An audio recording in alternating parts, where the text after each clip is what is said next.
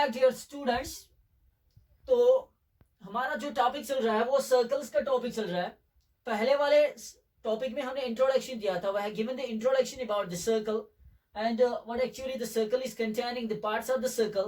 For example, we are having there center, how circle is drawn, what actually the circle is, and also we obtained there the radius, diameter, circumference, sector, major segment, major segment, minor segment, major sector, minor sector, and the chord. Now today is our topic, that is there are three things which we have to see in a circle. Today's our topic is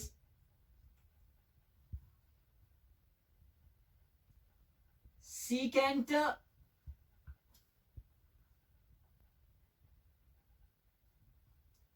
tangent, and non-intersecting line.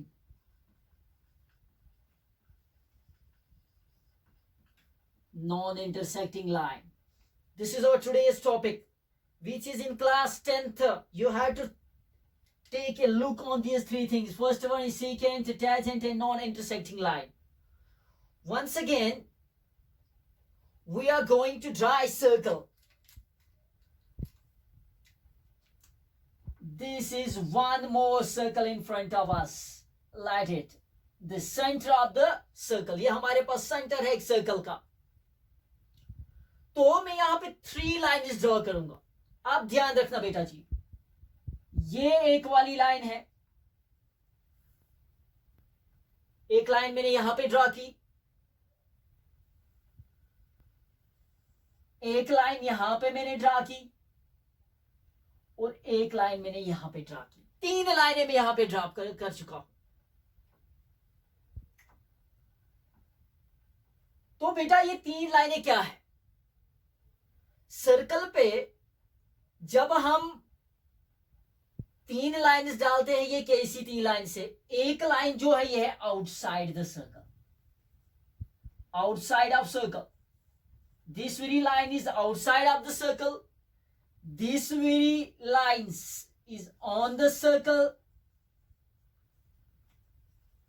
and intersecting at 2 points, and intersecting at 2 points. This very line यहां पे भी intersect करती है और यहां पे भी intersect करती। ये लाइन सर्कल को 2 पॉइंट्स पे इंटरसेक्ट करती है, टच करती है, और ये वाली लाइन सर्कल को एक ही हिस्से पे टच करती है, एक ही पॉइंट पे टच करती है। फॉर एग्जाम्पल जो ये वाला पॉइंट है बेटा, ये सर्कल को एक ही पॉइंट पे टच करती है। तो यहां पे क्या है, तो आपने ध्यान रखना है कि ये जो 3 लाइनें हैं, एक वेरी लाइन आउटसाइड सर्कल है, दूसरी वेरी लाइन है ये भी सर्कल के ऊपर है मगर 2 पॉइंट्स पे टच करती है। ये वाली लाइन जो है, ये वाली लाइन ये सर्कल के एक ही पॉइंट पे टच करती है। तो ये 3 लाइनों का एक अलग अलग सा नाम है। ये वाली लाइन जो है बेटा, इसको हम बोलते हैं नॉन इंटरसेक्टिंग लाइन। इस वाली लाइन को हम बोलते हैं नॉन इंटरसेक्टिंग लाइन। जो लाइन सर्कल के बाहर होगी मगर इंटरसेक्ट कहीं नहीं करेगी, तो इसको हम बोलते हैं नॉन इंटरसेक्टिंग लाइन। और जो लाइन सर्कल के एक ही पॉइंट पे टच करेगी, यहां पे बेटा ये वाली लाइन, इसने सर्कल को एक ही पॉइंट पे टच किया है, इसको बोलते हैं हम टैजेंट। टैंजेंट, इस टैजेंट का क्या बोलते हैं? Tangent means to touch, tangent means to touch. तो it means a line which cuts the circle, yeah, which intersects the circle only on one point is called as tangent. A tangent is a line which touches the circle only on one point, that is called the tangent. और जब circle के ऊपर जो ये line मैंने draw की, 2 points पे ये इंटरसेक्ट करती है, इस वाली लाइन को हम बोलते हैं secant. Secant is a line which touches the circle on 2 points. First यहां पे इसने टच की और उसके बाद यहां पे टच की। तो इट मीन्स ये 3 लाइन जो है अलग अलग लाइन से क्लास 10th में आप जब जाओगे उस वाले टॉपिक में, इस पहले इंट्रोडक्शन के बाद जब आपने देखना होता है, वहां पे आपने यही चीजें देखनी है। पहली वाली लाइन ये वाली लाइन होती है आउटसाइड द सर्कल जो होगी सर्कल की, इसको बोलते हैं non intersecting line because it doesn't touch the circle at any point.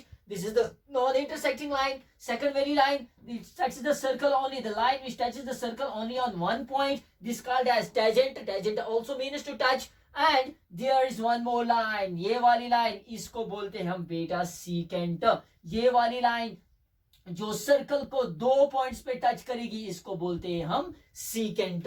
तो ये वाला टॉपिक जो था ये छोटा था, मगर इस वाले टॉपिक में आपने ध्यान रखना है कि सर्कल का ही ये टॉपिक है, मगर ये किससे जुड़ा हुआ है, लाइंस से जुड़ा हुआ है. सर्कल पे लाइंस पड़ती है, कितनी सारी लाइंस पड़ती है यहाँ पे देखना है आपने. सर्कल पे 3 लाइंस थी, एक लाइन से बाहर सर्कल से बाहर थी, एक सर्कल के ऊपर है मगर ये 2 पॉइंट्स पे टच करती है, एक सर्कल के ऊपर और एक लाइन है मगर ये एक ही पॉइंट पे टच करी है. ऐसे भी टच कर सकती है, एक ही पॉइंट पे टच कर सकती है. तो इस वाली लाइन का अलग नाम है, इस वाली लाइन का अलग नाम है, इस वाली लाइन का अलग नाम है. ये तीनों लाइन जो है बेटा इनके अलग अलग नाम है, जिसको मैंने मेरा बोला non intersecting line, it doesn't touch the circle at any point. इस वाली लाइन को मैंने बोला सीकेंट, ये सर्कल के 2 पॉइंट्स पे टच करती है. इट मींस आपने डेफिनेशन याद रखनी हो, secant is a line which touches the circle on 2 points, on different 2 points. एक ही जगह 2 पॉइंट्स नहीं होते, ये 2 अलग अलग जगहों पे ये 2 वाले पॉइंट्स होते हैं, इनको बोलते हैं सीकेंट. और उसके बाद होता है tangent is a line which touches the circle on only on 1 point. तो उसके बाद क्वेश्चन यहाँ पे अराइज होता है कि अगर आपके पास एक सर्कल है बेटा जी, मान लीजिए ये एक सर्कल है हमारे पास, इस सर्कल में सेंटर भी होता है, ये इसका सेंटर है. तो आप बता, क्वेश्चन आपका होगा एक सर्कल पे हम कितने सीकेंट या टैंजेंट डाल सकते हैं. देखो बेटा टैंजेंट ऐसे डाल सकते हैं, फॉर एग्जांपल ये इसका एक टैंजेंट बन गया, तो यहां से और एक डाला, यहाँ पे और एक टैंजेंट बन गया. इट मीन सिविल टैंजेंट्स हम डाल सकते हैं. मगर जब सीकेंट की बात करें तो सीकेंट जो सर्कल को 2 पॉइंट्स पे टच करता है, ऐसे भी डाल सकते हैं, ऐसे भी डाल सकते हैं, ऐसे भी डाल सकते हैं, ऐसे भी डाल सकते हैं, ऐसे भी डाल सकते हैं. जितनी इसमें कैपेसिटी होगी उतने सारे हम सीकेंट डाल सकते हैं. देखो ये बेटा यहाँ पे 2 पॉइंट्स पे टच, यहाँ पे 2 पॉइंट्स पे ये टच, यहाँ पे 2 पॉइंट्स पे टच करता है. इट मीन्स सीकेंट हम बहुत सारी, जितनी कैपेसिटी होगी सर्कल की, जितना ये बड़ा सर्कल होगा, जितनी लाइंस आप डाल सकते हो, तो ये यहाँ पे हम डाल सकते हैं, इतनी लाइंस हम डाल सकते हैं. तो सर्कल के ऊपर बहुत सारी चीज depends upon the capacity of the circle. कितने सर्कल की कैपेसिटी है उतने सीकेंट हम डाल सकते हैं. तो इस वाले टॉपिक में जो ये छोटा टॉपिक था सर्कल्स के बारे में, जो 10th में आप पहले चैप्टर स्टार्ट करने के बेसिक्स के बाद जब ये टॉपिक हम स्टार्ट करते हैं, उसके बाद ये वाले पॉइंट्स हमें काम आते हैं, secant, non intersecting line and tangent. और this very class was too short and next very topic we are going to start on exercise. And firstly we had to prove 2 theorems. There are 2 theorems, we had to prove those 2 theorems. After that we will directly go on the exercise. Keep patience and hope for the best and enjoy this very lecture and be ready for next very topic in which we are going to prove the 2 theorems, and after that we are going to get on the exercise and going to solve the questions. Hope you understood. Thank you.